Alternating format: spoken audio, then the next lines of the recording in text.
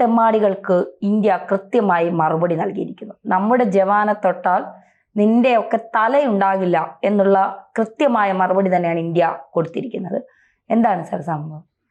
നമുക്ക് ഇന്ത്യക്കാരായ എല്ലാവർക്കും അഭിമാനവും ആവേശവും തോന്നേണ്ട ഒരു സംഗതിയാണ്. നമ്മുടെ മാധ്യമങ്ങളൊക്കെ റിപ്പോർട്ട് ചെയ്യാൻ പോകുന്നതേ ഉള്ളൂ. ഇന്നലെ നടന്ന സംഭവമാണ്.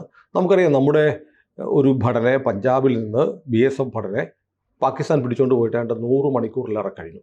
ഇതുവരെ വിട്ടുതരാനുള്ള ഒരു നടപടിയും പാകിസ്ഥാൻ എടുക്കുന്നില്ല. നമ്മുടെ 2-3 തവണ BSFും പാകിസ്ഥാൻ റേഞ്ചേഴ്സും തമ്മിൽ ഫ്ലാഗ് മീറ്റിങ്ങുകൾ നടത്തിയിട്ടും നമ്മുടെ PK ഷാഹു എന്ന് പറയുന്ന, ഷോ എന്നും പറയാറുണ്ട്, ഷാഹു എന്നാണ് പേര് കണ്ട്, ആ പേര് ബംഗാളുകാരനാണ്. PK ഷാഹു എന്ന് നമുക്ക് പറയാം. ഷാഹുവിനെ വിട്ടുകിട്ടാനുള്ള ഒരു നടപടിയും പാകിസ്ഥാൻ എടുത്തിട്ടില്ല. ഷാഹുവിനെ വെച്ച് വിലപേശാനാണ് പാകിസ്ഥാൻ തീരുമാനിച്ചിരുന്നത്. എന്നാൽ ഇന്നലെ രാത്രി നമ്മുടെ BSFിൻ്റെ ചുണക്കുട്ടന്മാർ തിരിച്ചടി കൊടുത്തു. തിരിച്ചടി എന്ന് പറഞ്ഞാൽ, നേരത്തെ ഞാൻ പറഞ്ഞ ഓരോ ഇന്ത്യക്കാരനും ഓരോ ദേശാഭിമാനിക്കും അഭിമാനം തോന്നണം. നമ്മുടെ BSF ഭടന്മാർ പാകിസ്ഥാൻ മണ്ണിലേക്ക് കയറി അവിടെ ഉണ്ടായിരുന്ന പാകിസ്ഥാൻ പട്ടാളത്തിൻ്റെ ക്യാമ്പിലേക്ക് ചെന്നു. വെറുതെ ഒരു വീട്ടിൽ ചെല്ലുന്ന പോലെയല്ല ക്യാമ്പിൽ ചെല്ലുക എന്ന് പറഞ്ഞാൽ. നമ്മളൊന്നാമത് അതിർത്തി കടന്നു, അവർക്ക് വെടിവെക്കാം. പക്ഷെ അവർ വെടിവെക്കുന്നതിന് മുമ്പ് തന്നെ നമ്മൾ പാകിസ്ഥാൻ്റെ ആർമി ക്യാമ്പിലേക്ക്, ആർമി പോസ്റ്റിലേക്ക് ചെന്നു. അവിടെ നൂറുകണക്കിന് പട്ടാളക്കാരുണ്ടാവും. അവർക്കിടയിൽ നിന്ന് ഒരു പാകിസ്ഥാൻ റേഞ്ചറെ, നമ്മുടെ BSFന് തുല്യമായി പാകിസ്ഥാനുള്ളതാണ് പാകിസ്ഥാൻ റേഞ്ചർ, അതിർത്തി കാക്കുന്ന സേന, ഒരു റേഞ്ചറെ നമ്മൾ പൊക്കിക്കൊണ്ട് തിരിച്ച് ഇന്ത്യൻ മണ്ണിലേക്ക് കൊണ്ടുവന്നു. ആലോചിച്ച് നോക്കൂ, നമ്മുടെ ഭടന്മാർ പാകിസ്ഥാനിലേക്ക് കയറുന്നു, അതിർത്തി മുറിച്ച് കിടക്കുന്നു, പാകിസ്ഥാൻ്റെ പോസ്റ്റ് ചെല്ലുന്നു. അവിടെ നിരവധി ഭടന്മാരുടെ കൂടെ കാവൽ നിൽക്കുന്ന ഒരു ഭടനെ പൊക്കിയെടുത്ത് തിരിച്ച് ഇന്ത്യൻ മണ്ണിലേക്ക് വരുന്നു. നമുക്ക് നേരെ ഒരു വെടിയുണ്ട പോലും വന്നില്ല. നമ്മുടെ ഒരു ഭടന് പോലും പരിക്കേറ്റില്ല. പാകിസ്ഥാൻ അന്തം വിട്ട് സ്തംഭിച്ചു പോയി. എന്താ സംഭവിക്കുന്നത്? ഇന്ത്യൻ ആർമി, ഇന്ത്യൻ BSF കൊടുങ്കാറ്റ് പോലെ ഇരച്ചു വന്ന് പാകിസ്ഥാന് ചിന്തിക്കാൻ കഴിയുന്നതിന് മുമ്പ് പാകിസ്ഥാൻ്റെ ഒരു റേഞ്ചറെ പൊക്കിക്കൊണ്ട് നമ്മുടെ മണ്ണിലേക്ക് തിരിച്ചു വന്നു. ഇനിയിപ്പോൾ തുല്യതയ്ക്ക് തുല്യമായി, അല്ലേ? നീ നമ്മുടെ ആളെ പൊക്കിയ, നിന്റെ ആളെ ഞാനും പൊക്കി, ഇനി നീ വാ. ഇത്രയും നാള് നമ്മൾ അവരോട് പറയുകയാണ്, ഫ്ലാഗ് മീറ്റ് എന്ന് പറഞ്ഞാൽ ഇടയ്ക്കിടയ്ക്ക് ഈ അന്താരാഷ്ട്ര അതിർത്തി എല്ലായിടത്തും ഒന്നും മുള്ളുവേലിയൊന്നും ഇല്ലെന്നേ. ചിലടത്ത് IB ഇൻ്റർനാഷണൽ ബോർഡർ ഉണ്ട്. 198 കിലോമീറ്റർ അന്താരാഷ്ട്ര അതിർത്തിയും 778 കിലോമീറ്റർ LOC ലൈൻ ഓഫ് കൺട്രോളുമാണ് ഇന്ത്യയും പാകിസ്ഥാനും തമ്മിലുള്ളത്. ഈ അന്താരാഷ്ട്ര അതിർത്തിയിൽ ഈ നോമാൻസ് ലാൻഡ് ഉണ്ട്, രണ്ടുപേരുടെയും അല്ലാത്ത ഭൂമി. അവിടെ കൃഷി ചെയ്യും, പാകിസ്ഥാനികൾ കൃഷി ചെയ്യും, നമ്മുടെ ആളുകളും കൃഷി ചെയ്യും. അപ്പോൾ നമ്മുടെ പഞ്ചാബിലുള്ള, നമ്മുടെ ഫിറോസ്പൂരിൽ ഉള്ള നമ്മുടെ കർഷകർ കൃഷി ചെയ്യാൻ പോകുമ്പോൾ ഇവർ അതിർത്തി കടന്ന് അപ്പുറത്ത് പോകാതിരിക്കാൻ BSF കൂടെ പോകും. അങ്ങനെയാണ് നമ്മുടെ PK ഷാഹു എന്ന് പറയുന്ന നമ്മുടെ ഭടൻ നമ്മുടെ ഇന്ത്യൻ കർഷകരുടെ കൂടെ പോയതാണ്. കൃഷിക്കാരവിടെ കൃഷി ചെയ്തുകൊണ്ടിരിക്കുമ്പോൾ ഇയാൾ ഒരു മരത്തിൻ്റെ ചോട്ടിലിരുന്ന് വിശ്രമിക്കുകയായിരുന്നു. അപ്പോഴാണ് ഈ പാകിസ്ഥാനികൾ വന്ന്, പാകിസ്ഥാൻ റേഞ്ചേഴ്സ് വന്ന് ഇയാളെ പിടിച്ചുകൊണ്ട് പോയി അറസ്റ്റ് ചെയ്തുകൊണ്ട് പോയി ഒരു വാനിലിട്ടു. മരത്തിൻ്റെ താഴെ കണ്ണ് കെട്ടിയിരിക്കുന്ന ചിത്രങ്ങൾ വന്നു, വാനിലിരിക്കുന്ന ചിത്രം വന്നു. അതിനുശേഷം സ്വാഭാവികമായും എല്ലായ്പ്പോഴും ചിലപ്പോൾ അങ്ങോട്ടും ഇങ്ങോട്ടും അറിയാതെ അതിർത്തി ക്രോസ് ചെയ്ത് പോകും. അപ്പോൾ എന്ത് ചെയ്യും? 2 സേനയുടെ BSFിൻ്റെ ആളുകൾ, പ്രാദേശിക കമാൻഡർമാർ ഫ്ലാഗ് മീറ്റ് നടത്തും. എന്ന് പറഞ്ഞാൽ ഒരു മേശയ്ക്ക് ചുറ്റും 2 രാജ്യങ്ങളുടെയും കൊടികൾ വെച്ച് ചർച്ചയ്ക്കിരുന്നിട്ട്, ശരി, ഇയാളൊന്നും വേറെ സംശയകരമായ സാഹചര്യത്തിലല്ല, ശരി വിട്ടേക്കാം എന്നൊക്കെ പറഞ്ഞ് അങ്ങോട്ടും ഇങ്ങോട്ടും പേരുമൊക്കെ കൊടുത്ത് അയാളെ വിട്ടയച്ചു എന്നുള്ള ഒരു കടലാസിൽ എഴുതി ഒപ്പിട്ടിട്ട് വിട്ടുകൊടുക്കും. പക്ഷെ പലതവണ ഫ്ലാഗ് മീറ്റ് നടത്തിയിട്ടും നമ്മുടെ ഷാഹുവിനെ വിട്ടുതരാൻ ഇക്കുറി പാകിസ്ഥാൻ തയ്യാറായില്ല. അവർ പറയുന്നത് മോളിൽ നിന്ന് പറഞ്ഞാൽ ചെയ്യാം എന്നാണ് പറയുന്നത്. കാരണം ഇപ്പോൾ പാകിസ്ഥാൻ വല്ലാതെ പേടിച്ചിരിക്കുകയാണ്. എപ്പോൾ വേണമെങ്കിലും ഇന്ത്യയുടെ കയ്യിൽ നിന്ന് അടികിട്ടാം. കരയിൽ നിന്നോ ആകാശത്തു നിന്നോ കടലിൽ നിന്നോ എവിടെ നിന്നാണ് ആക്രമണം എന്നറിയാതെ വിരണ്ടു നിൽക്കുന്ന പാകിസ്ഥാന് കിട്ടിയ ഒരു തുറുപ്പ് ചീട്ട് പോലെയാണ് നമ്മുടെ ഒരു ഭടനെ കയ്യിൽ വെച്ചത്. ഇയാളെ കയ്യിൽ വെച്ചിട്ട് വിലപേശാമെന്ന് പാകിസ്ഥാൻ കരുതി. പക്ഷേ അതാണ് അവരുടെ ശ്രമം, അതായിരുന്നു. അതുകൊണ്ടാണ് നിങ്ങളുടെ ഭടനുണ്ട്, എന്തെങ്കിലും ചെയ്താൽ ഞങ്ങൾ ഇയാളെ ചിലപ്പോൾ തട്ടിക്കളയും എന്നൊക്കെ പറയാം. ഇയാളെ വിട്ടുകിട്ടണമെങ്കിൽ ഞങ്ങൾക്ക് ഇന്ത്യയുടെ കണ്ടീഷൻ സമ്മതിക്കണം എന്ന് പറയാം.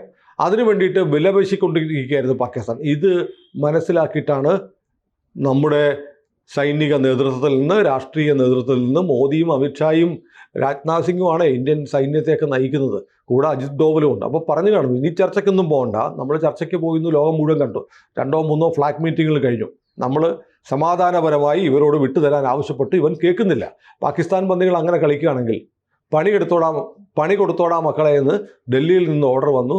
നമ്മുടെ BSFിലെ, ഇന്ത്യൻ ആർമിയിലെ ചുണക്കുട്ടന്മാർ ചങ്കും വിരിച്ച് പാകിസ്ഥാൻ്റെ മണ്ണിലോട്ട് കയറി അവൻ്റെ പാകിസ്ഥാൻ ആർമി പോസ്റ്റിൽ നിന്ന് പിടിച്ചുകൊണ്ട് വന്നു. അതാണ് നമ്മൾ അറിയേണ്ടത്. എവിടെയെങ്കിലും നമ്മുടെ സാഹു ഒരു മരച്ചോട്ടിൽ ഇരിക്കുകയായിരുന്നു കൃഷിക്കാരുടെ കൂടെ, വേറെ പട്ടാളക്കാരൊന്നും ഇല്ലായിരുന്നു. നമ്മുടെ പിള്ളേർ പോയിട്ട് പിടിച്ചോണ്ട് വന്നത് എവിടുന്നാണ്? അവൻ്റെ ആർമി പോസ്റ്റിൽ മറ്റു പട്ടാളക്കാരുടെ നടുവിൽ നിന്ന് ഒരുത്തരെ പിടിച്ചുകൊണ്ട് വന്നു. ഇവന്മാർക്കൊന്ന് തോക്കുയർത്താൻ പോലും കഴിഞ്ഞില്ല. അതാണ് ഇന്ത്യൻ പട്ടാളത്തിൻ്റെ ആത്മവീര്യം. അപ്പോൾ ഇത് പറയുമ്പോൾ ഞാൻ ഓർക്കുന്നത് ഒരു രോമാഞ്ചജനകമായ ഒരു സംഭവമുണ്ട്. അപ്പോൾ ഒരു ഖേദകരമായ സംഭവം കൂടിയാണ്. നമ്മുടെ കാർഗിൽ യുദ്ധത്തിന് തൊട്ട് മുമ്പ് നമ്മുടെ മേജറായിരുന്ന സൗരഭ് കാലിയ എന്ന് പറയുന്ന നമ്മുടെ മേജർ പാകിസ്ഥാൻ്റെ കൈപ്പെട്ടുപോയി കഴിഞ്ഞ് തിരിച്ചു കിട്ടിയത് ജഡമാണ്. ആ ജഡം കിട്ടിയാൽ ജഡത്തെക്കുറിച്ച് പറയുമ്പോൾ പോലും നമ്മൾ കരഞ്ഞു പോകും. കാലിയയുടെ കണ്ണുകൾ രണ്ടും അവർ ചൂഴ്ന്നെടുത്തിരുന്നു, കാതുകൾ മുറിച്ച് കളഞ്ഞിരുന്നു, നാക്കും ജനനേന്ദ്രിയവും മുറിച്ച് കളഞ്ഞിരുന്നു. ഇത്രയും ക്രൂരത നമ്മുടെ മേജറിനോട്, സൗരഭ് കാലിയോട് ജീവനോടെ ചെയ്ത ദുഷ്ടന്മാരാണ്, അത്ര വലിയ ഭീകരന്മാരാണ് ഈ മതഭീകരന്മാരായ പാകിസ്ഥാൻ പട്ടാളക്കാർ. എന്നിട്ടത് മാത്രമല്ല, കാലിയയുടെ ജഡം കിട്ടുമ്പോൾ കാലിയയുടെ ജഡത്തിന് 7 കിലോ തൂക്കം കൂടുതലുണ്ടായിരുന്നു. എങ്ങനെയാണെന്നറിയോ 7 കിലോ തൂക്കം കൂടിയത്? ഇത്രയും അവയവങ്ങൾ മുറിച്ച് കളഞ്ഞിട്ടും കാലിയയ്ക്ക് 7 കിലോ തൂക്കം കൂടിയത് അദ്ദേഹത്തിൻ്റെ ശരീരത്തിൽ 7 കിലോ ആണി തറച്ച് കയറ്റിയിരുന്നു. ഒരു മനുഷ്യനോട് ജീവനോടെ ചെയ്യാവുന്ന ക്രൂരതകൾ മുഴുവൻ ഒന്ന് ആലോചിച്ച്, 7 കിലോ ആണി ഒരാളുടെ ശരീരത്തിൽ അടിച്ചു കയറ്റിയിരുന്നു എന്ന് പറയുമ്പോൾ ആലോചിച്ച് നോക്കിയേ. ആ യുദ്ധത്തിൽ പാകിസ്ഥാനെ നമ്മൾ അതിഭീകരമായി പരാജയപ്പെടുത്തി. പാകിസ്ഥാൻ പട്ടാളക്കാരുടെ ശവം കൊണ്ട് ഈ കാർഗിലിലെ മലനിരകളാകെ നിറഞ്ഞു. എങ്കിൽ പോലും കാലിയ അനുഭവിച്ച വേദന കാലിയയുടെ റെജിമെൻറ്റ് മറന്നില്ല. അതിന് ഉചിതമായ സമയത്ത് ഉചിതമായ മറുപടി കൊടുക്കാൻ ഡൽഹിയിൽ നിന്ന്, വാജ്പേയിയാണ് ഇന്ത്യൻ പ്രധാനമന്ത്രി, BJP ആണ് ഭരിക്കുന്നത്, BJP ഭരിച്ചുകൊണ്ട് മാത്രം നടന്ന കാര്യമാണ്. BJP പറഞ്ഞു ആ അവസരം കിട്ടുമ്പോൾ നിങ്ങൾ തിരിച്ച് ചെയ്യാവുന്നത് ചെയ്തോ എന്നൊരു ബ്ലാങ്ക് ചെക്ക് കാലിയയുടെ സ്വന്തം റെജിമെൻറ്റിന് കൊടുത്തിരുന്നു. അവരത് 7 മാസം കഴിഞ്ഞ് അവരത് ചെയ്തു. എങ്ങനെയെന്നറിയോ? ഒരു ഇതി പറഞ്ഞ പോലെ ലൈൻ ഓഫ് കൺട്രോളിനപ്പുറത്ത്, അതിർത്തിക്കപ്പുറത്ത് നദാല എന്ന് പറയുന്ന പാകിസ്ഥാൻ്റെ മിലിറ്ററി ക്യാമ്പ് ഉണ്ടായിരുന്നു, അതിർത്തിക്കപ്പുറത്ത്. അപ്പോൾ ഈ കാലിയെ കൊന്നതിന് ശേഷം ഏതാനും മാസങ്ങൾക്ക് ശേഷം ഇന്ത്യൻ ആർമി കാലിയുടെ, സൗരഭ് കാലിയ മേജറായിരുന്ന അദ്ദേഹം നയിച്ചിരുന്ന അതേ റെജിമെൻറ്റ് ഈ നദാലിയ ക്യാമ്പിൽ കയറി. 7 പാകിസ്ഥാൻ പട്ടാളക്കാരെ പിടിച്ചുകൊണ്ട് വന്നു. എവിടെയെന്ന് അറിയില്ല, ഇവരെവിടെയെന്ന് പാകിസ്ഥാൻ ഒന്നും പറയാൻ പറ്റിയില്ല, പാകിസ്ഥാൻ ഒന്നും ചെയ്യാൻ പറ്റിയില്ല. പറഞ്ഞു, ഇന്ത്യയോട് പറഞ്ഞു നിങ്ങളുടെ പട്ടാളം ഞങ്ങളുടെ ക്യാമ്പിൽ കയറി ഞങ്ങളുടെ പട്ടാളക്കാരെ പിടിച്ചുകൊണ്ട് പോയി എന്നൊക്കെ പറഞ്ഞു.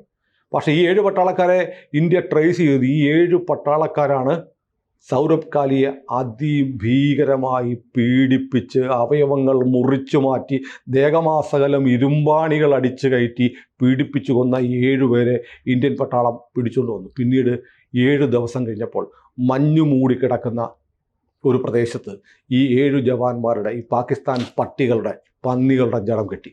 ഇന്ത്യൻ ആർമി അവിടെ ചോര കൊണ്ട്, ഈ പട്ടാളക്കാരുടെ ചോര കൊണ്ട് എഴുതി വെച്ചിരുന്നു, ഹം ഹേ ഷിക്കാരി, ദുഷ്മൻ ഹേ ഷിക്കാർ, ഹിൻസ കെ ഹം മാലിക്, തും സബ് കിരായിദാർ എന്ന് പറഞ്ഞാൽ, ഹം ഹേ ഷിക്കാരി ഞങ്ങളാടാ വേട്ടക്കാർ, ദുഷ്മൻ ഹേ ഷിക്കാർ ഞങ്ങളുടെ വേട്ട എന്ന് പറയുന്നത് ശത്രുക്കളാണ്, ഹിൻസ കെ ഹം മാലിക് മരണത്തിൻ്റെ യജമാനൻ ഞങ്ങളാണ്, തും സബ് കിരായിദാർ നീയൊക്കെ വെറും വാടകക്കാർ, അടിമകൾ എന്ന് ഇന്ത്യൻ ആർമി പാകിസ്ഥാൻ പട്ടാളത്തിൻ്റെ നെഞ്ചത്ത് ചോര കൊണ്ട്, പാക്കികളുടെ ചോര കൊണ്ട് എഴുതി വച്ചിരുന്നു. അതാണ് ഇന്ത്യൻ ആർമി. ആ ഇന്ത്യൻ ആർമി ഒരിക്കൽ കൂടി അവരുടെ വീര്യം, പോരാട്ട വീര്യം, ധൈര്യം, തൻ്റെ ഇടം ഒക്കെ തെളിയിച്ചിരിക്കുകയാണ്.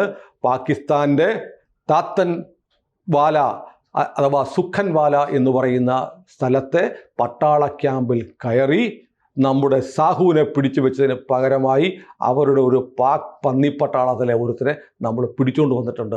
സാഹുവിന് 40-45 വയസ്സുണ്ട്, ഇവന് 10-25 വയസ്സേ ഉള്ളൂ, ചെറുപ്പക്കാരനാണ്. അവൻ്റെ പടം നമുക്ക് കാണിക്കാം. അപ്പോൾ ടിറ്റ് ഫോർ ടാറ്റ്, കണ്ണിന് കണ്ണ്, പല്ലിന് പല്ല്. നമ്മൾ കണ്ണ് മാത്രമല്ല എടുക്കുമ്പോൾ ആ തല കൂടി എടുക്കുന്നവരാണ് ഇന്ത്യൻ പട്ടാളക്കാർ. ഒരിക്കൽ കൂടി ഇന്ത്യൻ ആർമി അതിൻ്റെ അജയ്യമായ സാഹസികമായ പോരാട്ട വീര്യം തെളിയിച്ചിരിക്കുകയാണ്.